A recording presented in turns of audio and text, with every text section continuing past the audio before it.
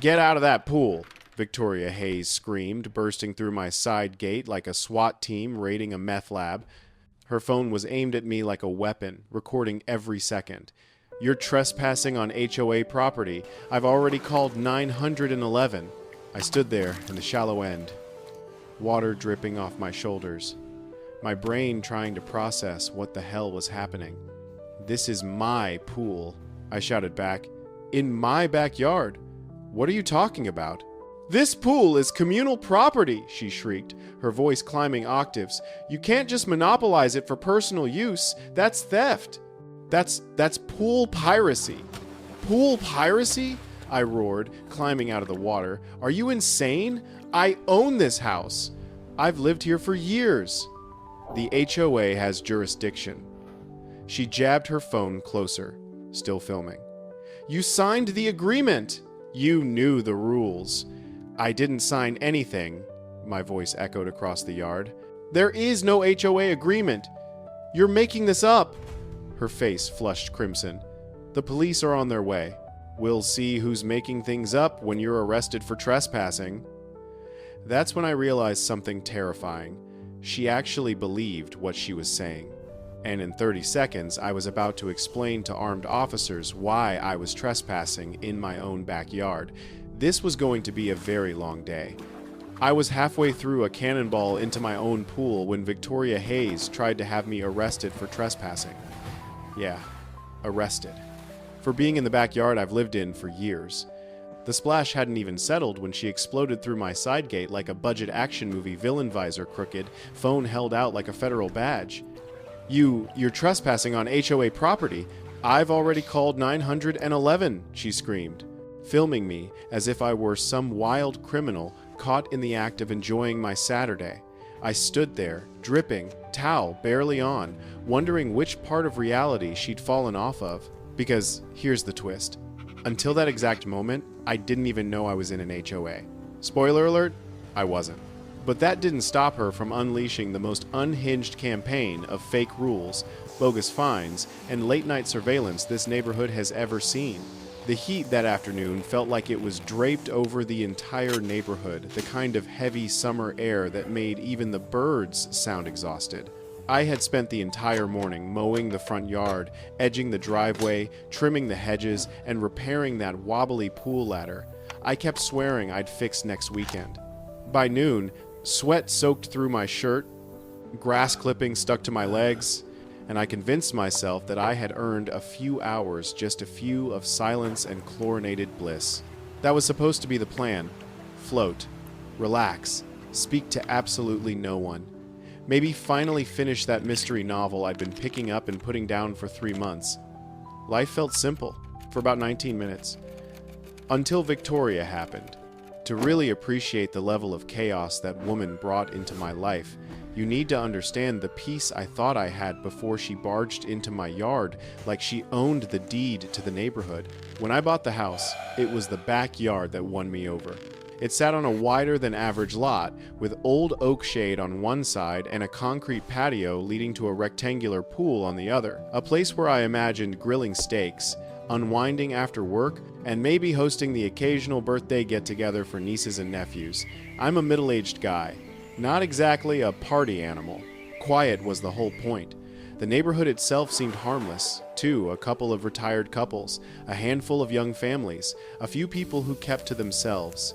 Nothing unusual, nothing dramatic, nothing Victoria. I first heard her name 6 days after moving in, during a conversation with my neighbor Doug, a friendly guy in his 60 seconds who always carried a coffee mug no matter the time of day. "You'll like it here," he'd said. "Only thing to watch out for is, well, HOA Victoria." I laughed, thinking it was a joke. Every neighborhood has a Karen, right? Some over-enthusiastic lady who complains when trash cans aren't pulled in by noon. It didn't sound like a situation that involved police, trespassing accusations, or emotional damage delivered in a pink visor. What I didn't realize then was that Doug wasn't warning me about a type. He was warning me about a force of nature. But before we get to the hurricane, let's talk about the paperwork storm that came long before her. When I purchased the house, the closing paperwork felt like flipping through a phone book while blindfolded. The real estate agent skimmed each page with the speed of someone who'd rehearsed the script 1,000 times. Sign here, initial here, date here. I trusted him, maybe too much. Somewhere in that mountain of documents buried in legal jargon and acronyms were references to something called the Maple Ridge Estates Association. I didn't think much of it. It didn't say fees were due, didn't say amenities were shared, didn't say the HOA was even active. And since nobody ever contacted me, billed me, emailed me, or welcomed me to anything, I assumed my area wasn't part of it. Turns out, that assumption was the seed of a much bigger problem. Now, about Victoria. If someone told me she was born with a whistle around her neck and a clipboard in her hand, I'd believe it without hesitation. She had this uncanny ability to appear out of nowhere, especially when people were doing things she deemed unregulated. I once saw her lecture a teenager for using roller skates on a sidewalk. She told a couple hosting a baby shower that their balloons violated community elevation standards. The woman nearly called the fire department because someone's wind chimes were emotionally disruptive. She dressed like a tourist who had lost a bet. Visor, giant sunglasses, floral blouse that somehow radiated hostility, and a fanny pack filled with who knows what, probably spare violation notices. I only had one brief encounter with her before the pool incident. She knocked on my door with the authority of a tax collector and introduced herself as the head of community standards. I didn't realize she'd given herself that title. Her first words to me weren't hello, welcome, or nice to meet you. They were, your pool is not in compliance with the community aesthetic. That should have been my sign, my flashing neon warning sign, but I shrugged it off.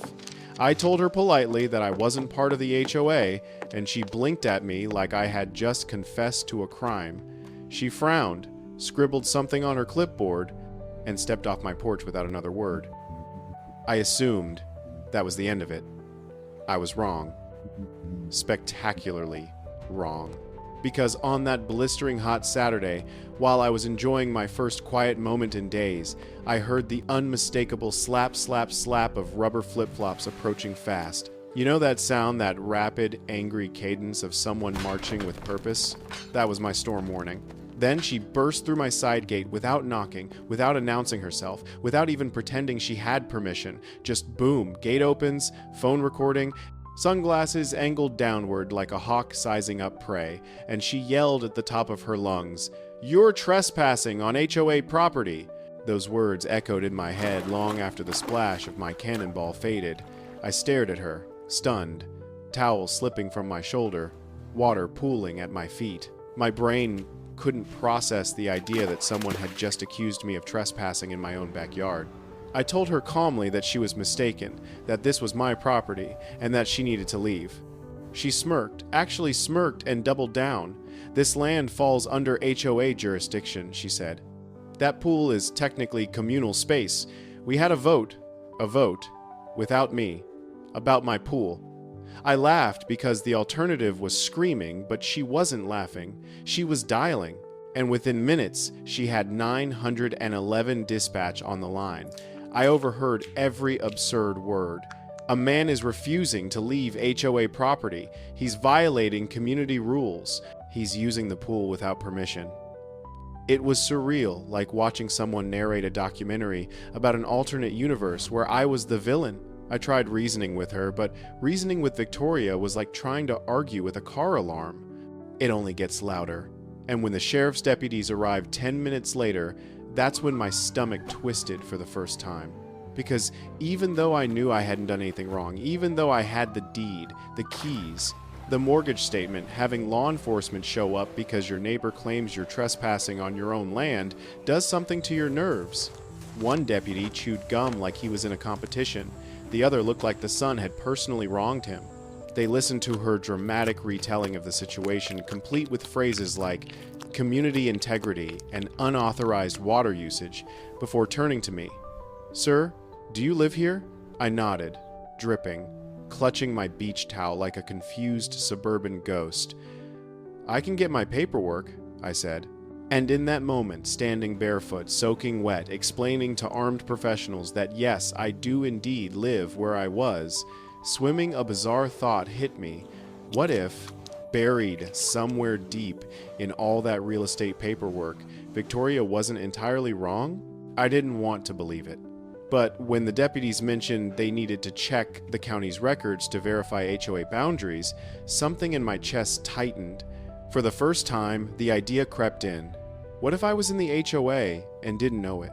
What began as a funny misunderstanding suddenly felt a lot less funny. And as Victoria stood behind the deputies with her arms crossed like a judgmental flamingo, I realized something. This wasn't just about a pool. This was the opening shot of a war I didn't know I'd enlisted in. The deputies followed me toward the patio, their boots clacking against the concrete, while water dripped from my hair and trailed behind me like I was molten chlorine. I pulled open the outdoor storage cabinet, grabbed the manila folder where I kept the deed and survey documents, and walked it over to them. Gumchewer took the folder, flipping through it with the slow, deliberate squint of someone who expected to find a trapdoor hidden between the pages. Behind him, Victoria hovered like an angry helium balloon. She paced, she filmed, she narrated. She's not documenting evidence, I thought. She's creating an episode for an imaginary HOA crime show. The deputies finished their initial look and stepped aside to radio the county records department. Meanwhile, Victoria marched around the pool deck like she was hosting a guided tour of a crime scene, and here, she announced to nobody, is where he violated Section 14, misuse of communal water facilities. She pointed at my pool like it had personally betrayed her. I wrapped the towel tighter around myself, partly from irritation, partly because the breeze was making me shiver, but most of all, I was trying to keep my patience from leaking out of me. After a few minutes, the taller deputy, still squinting beneath the sun, walked back toward us. "Ma'am," he said, "county mapping shows this lot was originally included in a planned HOA development, but he raised a hand when Victoria opened her mouth. But there's no record confirming that this section was formally annexed. That means its status is unclear." Victoria blinked, stunned. "Unclear? That's impossible," she snapped. "We had votes. We had forms." The deputy nodded patiently. "Ma'am, planned does not always mean executed. We need more information before we can say either way." My stomach lurched. Unclear. I hadn't expected that. A weird fear crept in, small at first, but growing because I remembered suddenly how rushed the house closing process felt. How I'd signed page after page without reading every paragraph. How the real estate agent brushed things aside with phrases like standard language and just boilerplate. How the title officer never actually said the words, "You are not in an HOA." Had there been something buried in that paperwork? Some tiny clause? Some optional inclusion that had been quietly activated by a previous owner? Some ambiguous line that people like Victoria would pounce on? I didn't want to believe it, but uncertainty is a powerful thing. The deputy handed my papers back. "Sir, everything indicates you own this property outright.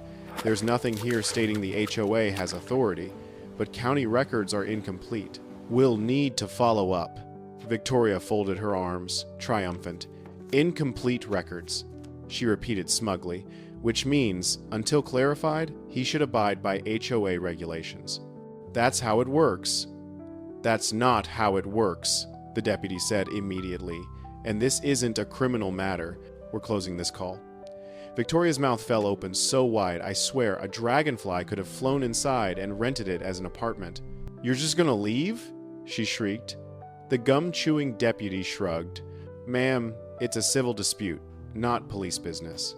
But he's trespassing on community property." The deputy looked at me wet, barefoot, holding my towel like a toga, and then at the perfectly normal suburban backyard behind me. "Ma'am," he sighed, "it's a swimming pool, not a federal monument." I had to look away to hide the laugh threatening to burst out. Victoria, however, was not amused. She stomped her foot, an actual full-body toddler-style stomp, before pointing at me like a prosecuting attorney mid-meltdown. "This isn't over. I will bring this to the board." The deputies headed toward their cruiser, shaking their heads. The sunburned one gave me a subtle, sympathetic nod, the exact expression a man gives another man who's dealing with a very specific flavor of misery. When they pulled away, The neighborhood fell quiet again. Even the birds seemed like they were holding their breath. Victoria turned back to me slowly, like a malfunctioning animatronic figure at a theme park. "You've embarrassed me," she hissed. "You called the cops on me for swimming in my own pool," I replied. "I think the embarrassment took care of itself." She gasped, wheeled around, and stormed back out through the gate, leaving it swinging open behind her like a wounded soldier. As soon as she was gone, I exhaled long and hard, sinking onto a pool chair, my pulse finally slowing. But the nausea stayed, not because I was afraid of Victoria, but because of the unknown.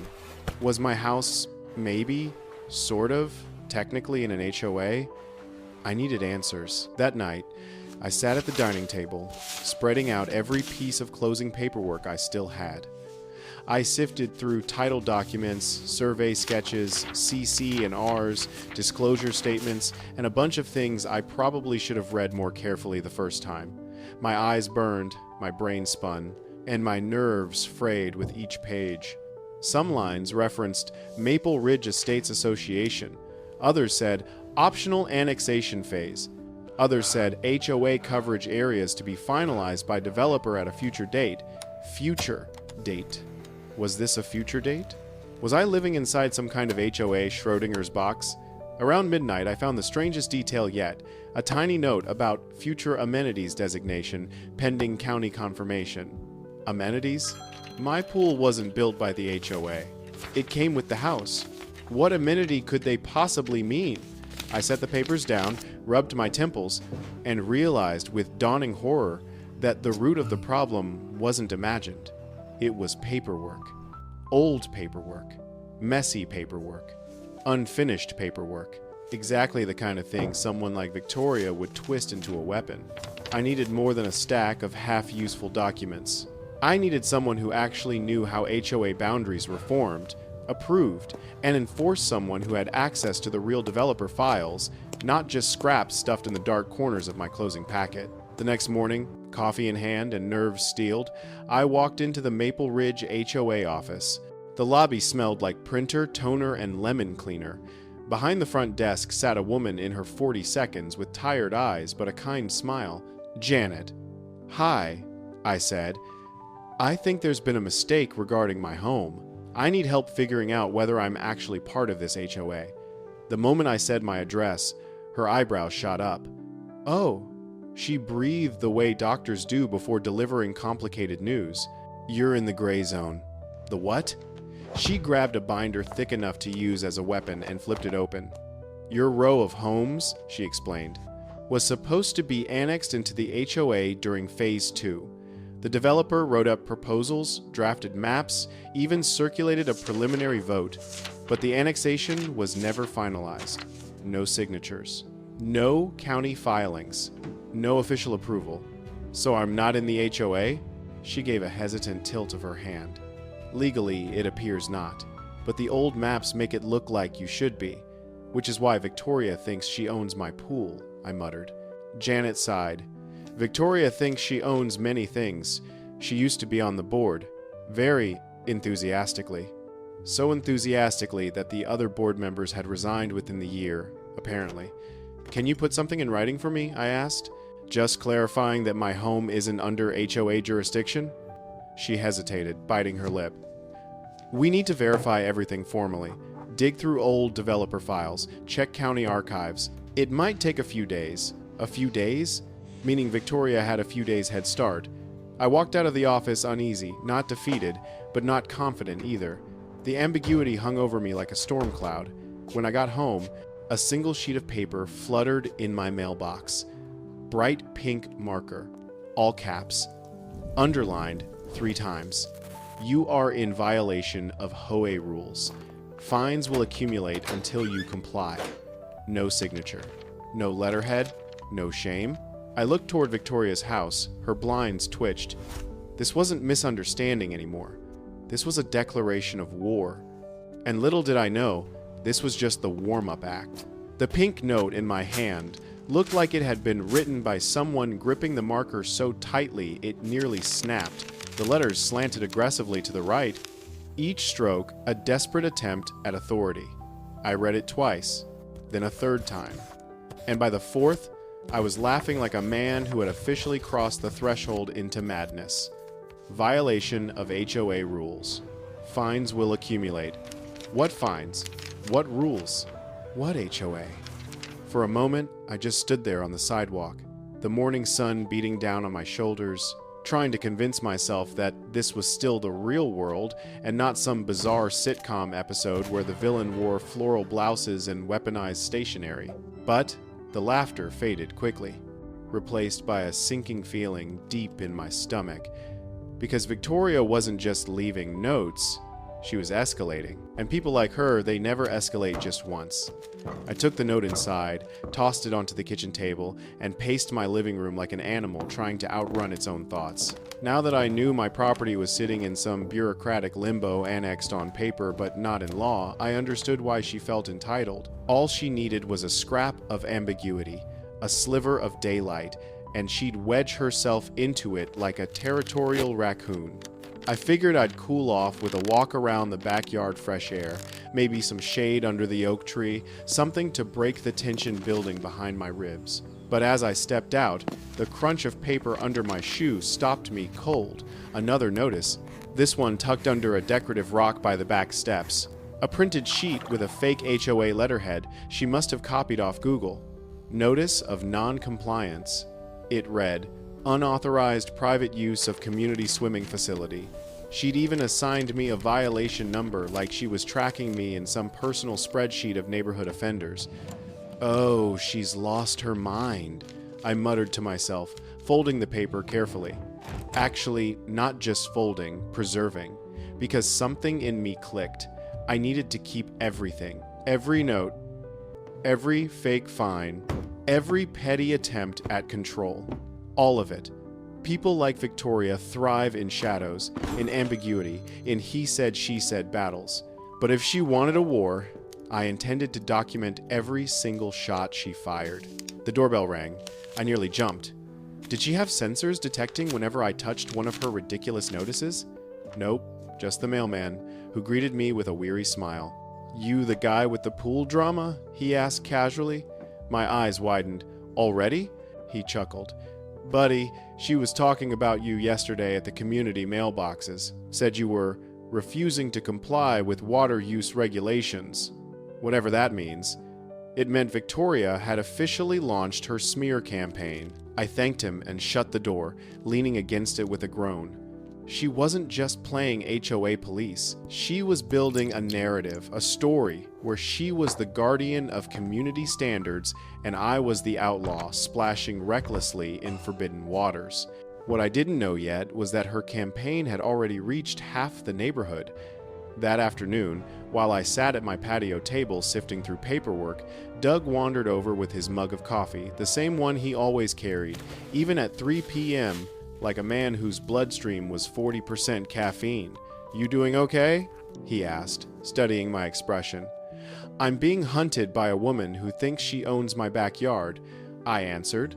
So no, not really, Doug sighed and nodded knowingly. She used to do this to the last guy, too. Accused him of violating garbage bin alignment standards. He moved 2 months after she started leaving notes on his windshield. Windshield? I repeated. She leaves notes on cars? Only when she's feeling bold, Doug said with a grimace.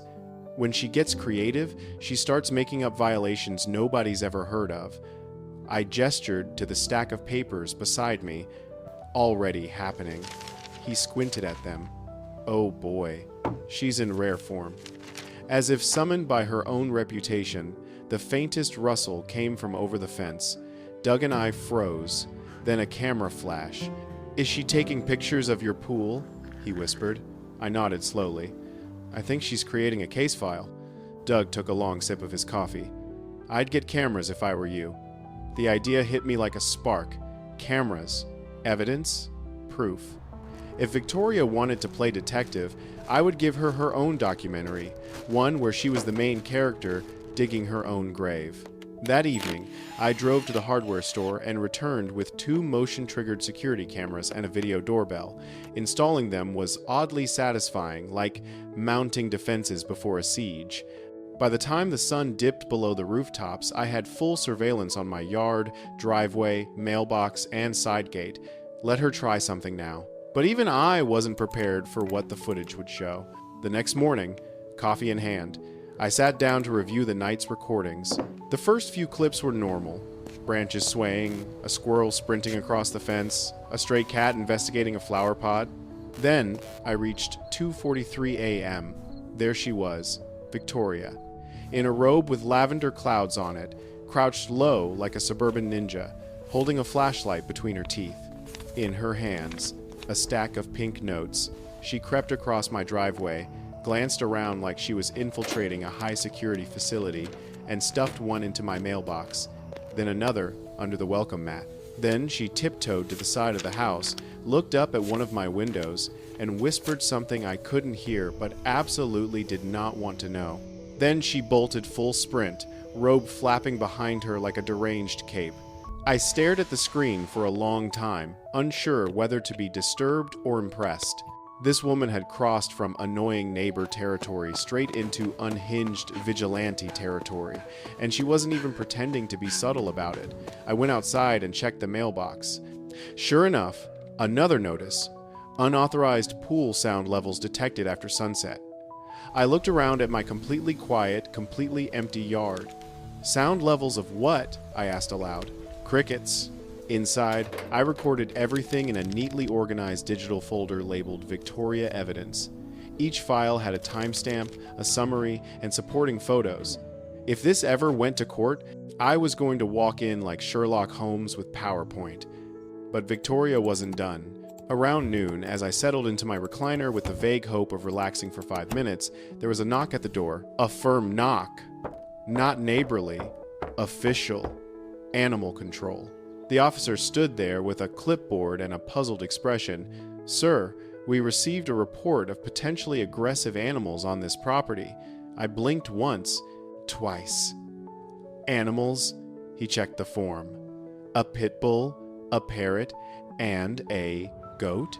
I stared at him, expression hollow. "I have none of those. Mind if I take a look?" I led him through the backyard, where the only wildlife present were 2 squirrels fighting over a bird feeder and an inflatable flamingo floating lazily in the pool. The officer sighed, apologetic. "Sir, it happens sometimes. False reports. False reports. Like calling 911 on a man in his own pool. Like sending notices from an HOA I wasn't even part of." My jaw clenched. This wasn't annoyance anymore. This wasn't mild harassment. This was obsessive interference backed by lies. When the officer left, shaking his head, I stood by my pool and felt something inside me shift. Something firm. Something final. Victoria wanted a war? Fine. But she wasn't going to like the part where I stopped playing defense.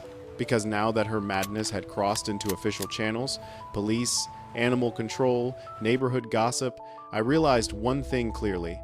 If I didn't shut this down, she'd keep escalating until she decided the air I breathed needed HOA approval. I marched inside and grabbed my keys. It was time to go back to county records. Time to dig deeper than any busybody with a fake badge ever had. Time to find the truth buried under paperwork, confusion, and legal dust, and drag it into the light before Victoria twisted it into something unrecognizable. And little did I know, the truth I was about to uncover would be the very weapon that turned the entire neighborhood against her. County records smelled like old paper, coffee cups no one ever washed, and the faint disappointment of underpaid public employees. The lobby was a maze of beige walls and bulletin boards plastered with outdated zoning maps. A lone ceiling fan spun lazily overhead, stirring absolutely no air but giving the illusion of effort.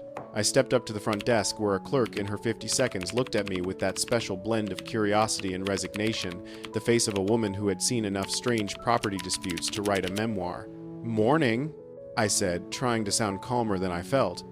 "I need information on the HOA boundaries for Maple Ridge Estates, specifically whether my property was ever legally annexed." She typed my address into her computer. The keyboard clicks echoed through the empty lobby like someone tapping a suspenseful drum. After a moment, she frowned. Not a confused frown, an annoyed, bureaucratically offended one. "Oh," she murmured. "It's one of those." "One of what?" I asked. She turned the screen toward me. It displayed a map with several shaded zones, each representing phases of the planned community. My street was in a lighter shade, boxed in by dashed lines that didn't match anything around them. The lot numbers were there, but the official stamps were missing. No signatures, no dates, no county approval.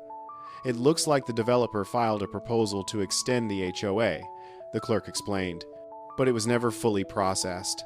They submitted it, but they didn't finalize it. Didn't pay the administrative fee. Didn't file the annexation certification. And, let me check," she clicked a few times, then pointed at the screen. "Yep, no community vote logged either." "So my house isn't in the HOA?" She shrugged. "On paper? No. On preliminary draft maps? Kind of. In the minds of people who don't know how the process works? Very yes." I rubbed a hand over my face. "And is that legally binding? Drafts? Absolutely not," she said firmly. "Until the annexation is filed with the county and approved, it's meaningless." I exhaled for the first time in what felt like days, a slow, heavy breath that left my chest deflating like a punctured pool float. But then she added one more sentence, one that made my relief skid to a halt. "But someone who doesn't understand the law could easily misinterpret this and assume your block was annexed. Someone named Victoria. Is there any official document you can print that confirms the annexation never occurred?" I asked. She nodded. "I can get you a certified copy of the non-annexation status. It'll take about 20 minutes. 20 minutes was nothing. I could fight 10 Victorias in 20 minutes. I'd wait all day if it meant ending this madness.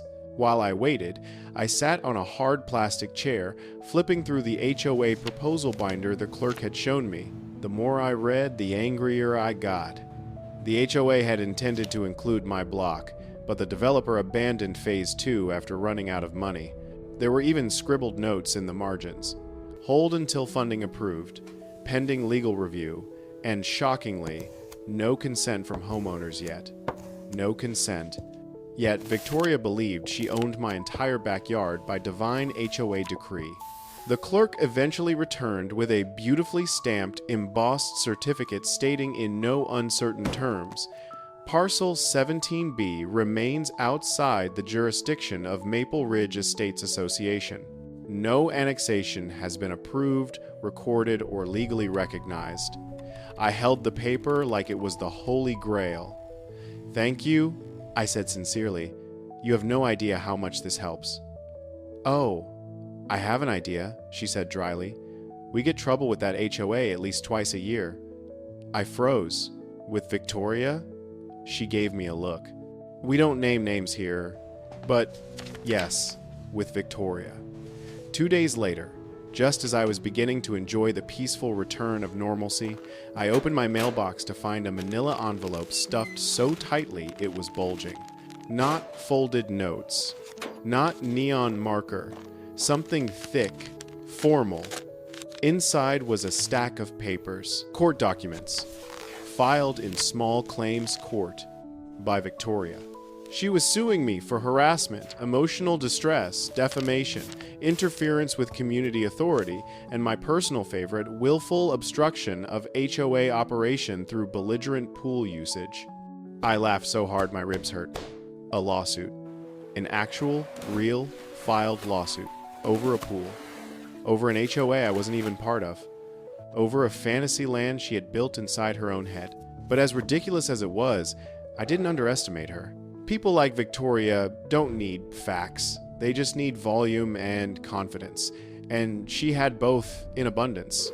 I spent the rest of that evening gathering every piece of evidence I had.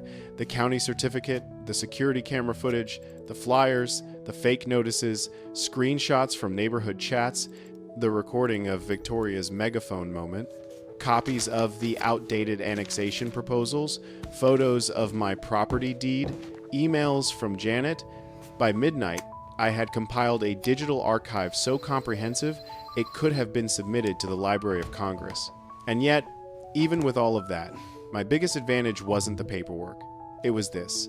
Victoria had absolutely no idea how catastrophically she had just overplayed her hand.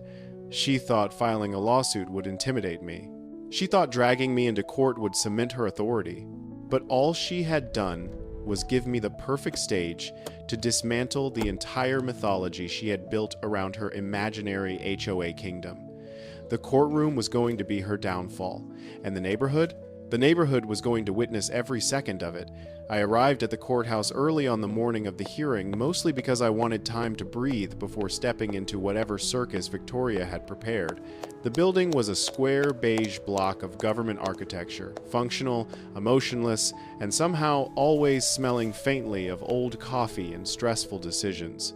As I walked up the steps, I spotted a familiar figure pacing near the front doors. Victoria. She wore a navy blazer with one sleeve, still sporting a dangling price tag. In her arms, she cradled a binder so overstuffed it looked like it was one argument away from exploding. Every few steps, she'd stop, flip through a handful of papers, nod to herself dramatically, then move on like she was rehearsing for a courtroom drama she planned to star in.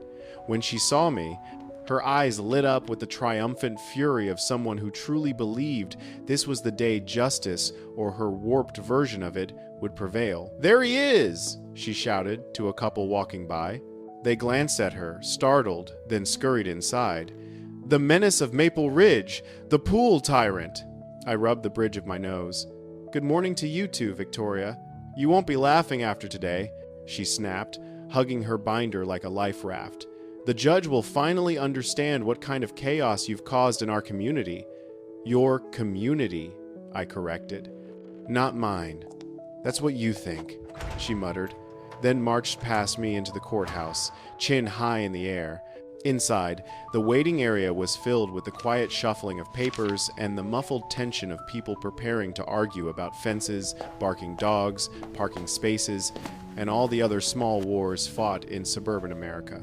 I took a seat, choosing one as far away from Victoria as possible. She chose a seat directly across from me, staring like she was trying to set me on fire with her mind.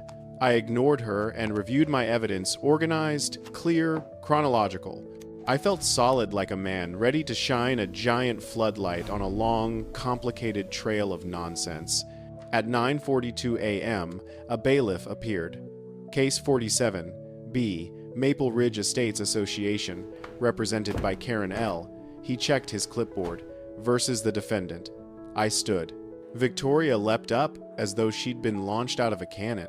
"That's me," she declared proudly, as if being the instigator of a frivolous lawsuit was worth applause. We followed the bailiff into a small courtroom that smelled like old carpet and barely restrained frustration. The judge, a man in his 60 seconds with deep lines carved into his forehead, looked like someone who had survived at least 4 decades of petty neighbor disputes and was holding on to sanity by a frayed thread. He adjusted his glasses. "Good morning. Let's make this efficient." Oh, if only he knew. Victoria rushed forward before he'd even finished the sentence. "Your Honor, I have been the victim of repeated harassment, disrespect, emotional vandalism, and the willful undermining of an entire community structure." "Emotional vandalism?" the judge repeated, blinking slowly. "Yes, he has eroded the morale of the neighborhood with splashing." I bit the inside of my cheek to keep from laughing. A man behind me snorted. Victoria didn't notice.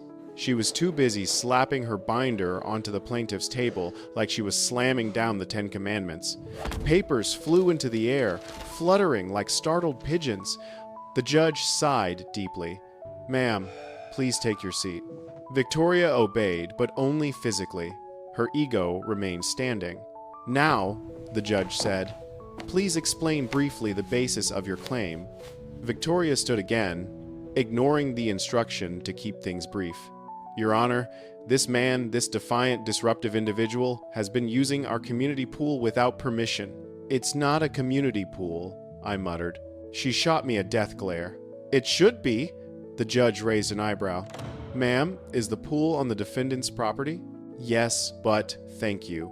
Continue. Victoria puffed up like a toad. He is refusing to pay HOA fees, refusing to follow community rules, refusing to acknowledge the authority of the board. What board? I chimed in. You were removed from office. She whipped around. Illegally. The judge tapped his pen loudly enough to silence both of us. Plaintiff, do you have evidence that this homeowner is part of your HOA? Victoria froze. For the first time that day, she looked uncertain. Well, she began, flipping through pages so fast, they blurred. According to this preliminary annexation map from the developer, preliminary, the judge repeated, meaning not finalized? Yes, but the intention was very clear, and the community has operated under those guidelines for years. Has the annexation ever been legally recorded with the county? He asked. Victoria's mouth opened. No sound emerged. The judge turned to me. Defendant, do you have documentation regarding the status of your property? I stood calmly and handed him the certified county record. Yes, Your Honor. This states my property legally remains outside the HOA jurisdiction. It has never been annexed. The judge read it, raised his eyebrows. Read it again. Then slowly looked at Victoria over his glasses. Ma'am, he said, it appears you have filed a lawsuit without verifying that you had any authority over this man's property. Victoria's face reddened. But he disrespected me. Not actionable, the judge replied. He undermined my leadership. You are not a leader of anything, he said plainly. He made a mockery of the HOA. No, the judge said firmly. You did. The courtroom fell silent. Victoria looked as though she'd been slapped with a frozen salmon. Aye, Your Honor, there must be some mistake, she stammered. He closed the file. The only mistake was filing this claim. The court dismisses all charges against the defendant. I exhaled. Relief washed over me, warm, clean, final. But the judge wasn't finished. He adjusted his glasses again the way men do, right, before they deliver a devastating truth bomb. And based on the defendant's submitted evidence, he gestured toward my binder. It appears you, miss, L, have impersonated an HOA officer, fabricated fines, misled neighbors, and repeatedly harassed a private homeowner. Victoria's jaw unhinged. I didn't. I was just enough. He held up a hand. This court is issuing a restraining order. You are to have no contact, direct or indirect, with the defendant. Any further harassment, fabricated notices, or misuse of HOA authority will result in criminal charges. Gasps rippled across the courtroom. Victoria swayed like she might faint, but stubbornness kept her upright. No, she whispered. No, you don't understand. I am the HOA. The judge shook his head. Ma'am, sit down before you embarrass yourself further. But she already had. I gathered my documents while Victoria stood frozen, binder dangling from her fingers. The bailiff approached her with the paperwork for the restraining order. She didn't take it, just stared at me with an expression equal parts fury, confusion, and existential collapse. As I walked past her, she whispered, "This isn't over." I glanced back. It is for you. Outside the courthouse, sunlight spilled across the steps. I paused, breathing in the warm air, not the tense, suffocating kind that had filled the neighborhood for weeks, but clean air, free air. For the first time, I felt the weight lift off my shoulders. Victoria was done, legally, logically, officially. But the neighborhood? The neighborhood was just getting started. Because when I drove home, my phone buzzed non-stop. Neighbors messaging, asking for details, thanking me, sending screenshots of Victoria's meltdown already circulating through group chats like wildfire. Later that evening, someone uploaded a short clip of her courtroom rant. It went semi-viral within hours. Memes followed, jokes, parodies, a TikTok dance called the HOA Shuffle. By the next day, Victoria had closed her curtains and disappeared from public view. She'd lost the battle, lost the war, lost the myth she'd built around herself. And without that myth, she had nothing left to stand on. But while Victoria was fading into silence, the neighborhood was waking up for the first time in years. People were talking openly, laughing freely, stepping outside without bracing for a clipboard ambush. And I knew deep down that the last chapter of this saga was coming soon, a chapter Victoria would try desperately to control, but one she had already lost. The silence that settled over the neighborhood in the days after the court hearing was unlike anything I'd felt since moving in. It wasn't peaceful silence. Not at first. It was the heavy, cautious quiet that follows a storm, a neighborhood-wide exhale where everyone peeked through their blinds, wondering if the tornado had truly passed, or if it was circling back for one final touchdown. Victoria's house sat dark, no blinds snapping open. No visor-wearing silhouette pacing the lawn. No phantom clipboard rising over the fence like a periscope spying on unsuspecting neighbors. She vanished so completely, it was as if the universe had simply unplugged her power source. I didn't trust it. People like Victoria don't just disappear. They retreat. They regroup. They plan. But the restraining order kept her away from me. And for the first time in weeks, I could walk into my backyard without bracing for accusations of unauthorized sunlight usage. I settled back into routine, trimmed hedges, swept the patio, replaced a pool filter Victoria once claimed violated community aesthetic standards. I even sat by the pool at night with a drink, soaking in the rare sensation of tranquility. Then slowly, very slowly, the neighborhood began to thaw. A family walking their golden retriever waved at me. A couple from the cul-de-sac stopped to ask how everything turned out. A teenager mowing his lawn nodded in solidarity. It was the kind of friendliness people usually show newcomers, but here it carried something extra: relief. Victoria had ruled the community through annoyance, intimidation, and sheer decibel level. Her downfall was like the lifting of a long, exhausting fog. One afternoon, while bringing in groceries, I found a small box on my porch. No name, just a sticky note that read, "For surviving HOA Victoria, the neighborhood." Inside was a custom mug printed with bold letters, "Not your HOA, not your rules, not your problem." I laughed harder than I had in months. Word traveled. More neighbors emerged from what I can only assume were months, maybe years, of tyrannical silence. They shared stories. How Victoria once counted Christmas lights because excessive illumination causes moral decline. How she followed delivery trucks to ensure proper package placement. How she once tried to ban pink flamingo yard ornaments because they encouraged. Turns out, my pool saga wasn't the most absurd thing she'd ever done, just the most public. And so, after a week of this communal breath of fresh air, I decided we all needed something more, something symbolic, something therapeutic. A celebration not of me winning, but of everyone finally being free. So I threw a pool party, not just any party, a theme party titled Freedom from HOA Tyranny. I made digital invitations and slid them discreetly into mailboxes, careful not to violate the restraining order by sending one to the woman who had inspired the entire event. I decorated the backyard with red, white, and blue flamingos. Put out a table of snacks labeled non-HOA compliant treats. Ordered a cake with the words "Community Peace Restored" in bright blue icing. And the pièce de résistance. A big wooden sign I built myself, mounted beside the pool gate. Not part of your hoe. Never was. Never will be. The sign gleamed proudly in the sun. It was the kind of bold declaration that would have made Victoria combust on sight, which was exactly the point.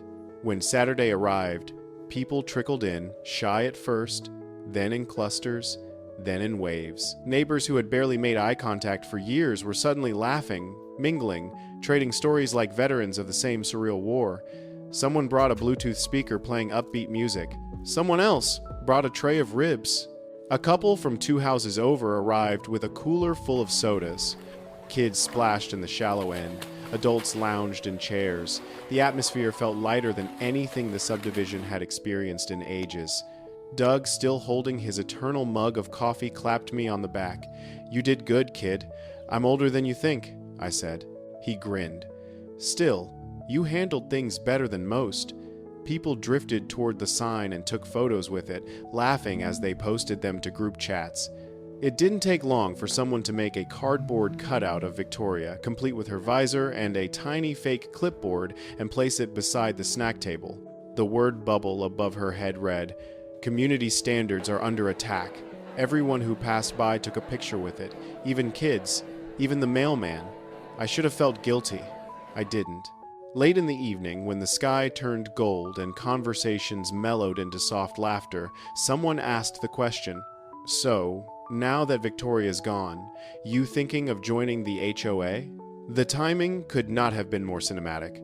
I gestured toward the sign. "That's my answer." People cheered. Someone raised a soda in a toast. Another shouted, "Make t-shirts." Someone else shouted, "No yards." The whole backyard erupted with ideas for anti-HOA merchandise that would have given Victoria a full-body stress rash. The party lasted well past dusk. When the neighborhood finally quieted and the last guests drifted home, I stood alone on the patio, listening to distant crickets. The pool light shimmered across the water, casting gentle ripples against the tile. For the first time since this nightmare started, I felt genuinely, profoundly at ease. The next morning, everything changed again. A "for sale" sign appeared in front of Victoria's house. It leaned slightly, as if even gravity felt awkward about the situation. No announcement, no farewell letters written in pink marker. No farewell megaphone address about community unity. Just the silent appearance of a realtor's sign on her lawn. Rumors spread faster than sprinkler water in August. She's moving across the state. No, she's staying with her sister until the embarrassment dies down. I heard the HOA is forcing her out. No, her family staged an intervention about the megaphone. I didn't know the truth. I didn't need to. Some stories end without explanation. Some villains exit without curtain calls. A week later, moving trucks rolled up. Curtains remained drawn. Furniture was hauled out quietly. She avoided everyone. No confrontation, no parting glare. Not even a muttered accusation. Her reign ended not with a scream, but with silence. When the last truck pulled away and her house sat empty, I walked to my gate, leaned on it, and looked at the peaceful street. No patrols. No surveillance. No notes. No megaphones. Just ordinary life. I turned back toward my yard, reading the wooden sign once more. Not your hoe. Not your rules. Not your problem. It wasn't just a message to Victoria. It was a message to myself. A reminder that standing up for your rights matters even when the threat looks ridiculous. Especially when it looks ridiculous. Because small tyrannies grow into big ones when nobody pushes back. In the weeks that followed, the neighborhood healed. Decorations returned to front porches. Kids rode bikes without fear of being accused of unauthorized wheel rotation. People planted gardens without receiving passive-aggressive flyers about unapproved foliage. Life became normal again. Better, even. And sometimes, when I sat by the pool at sunset, feet dangling in the water, I think about how close I came to letting someone else define the value of my home, my peace, and my right to exist without a self-appointed dictator breathing down my neck. Victoria may have believed she was the law, but the truth? No one, not even an HOA, gets to own your life unless you let them. When all the madness was over, I realized something important, the kind of lesson you don't forget once you've lived it. In life, the battles we choose to fight aren't always about winning or losing. Sometimes they're about drawing a boundary and saying, "This is mine." You don't get to cross it. Whether it's a pool, a home, a dream, or your peace of mind, you have a right to defend what's yours. And more importantly, you have a right to live free from the control of people who thrive on power they were never meant to hold. If you've ever faced your own version of a Victoria at work, in your neighborhood, or even in your family, remember this: your voice matters, your boundaries matter, and you're allowed to stand up, just like I did.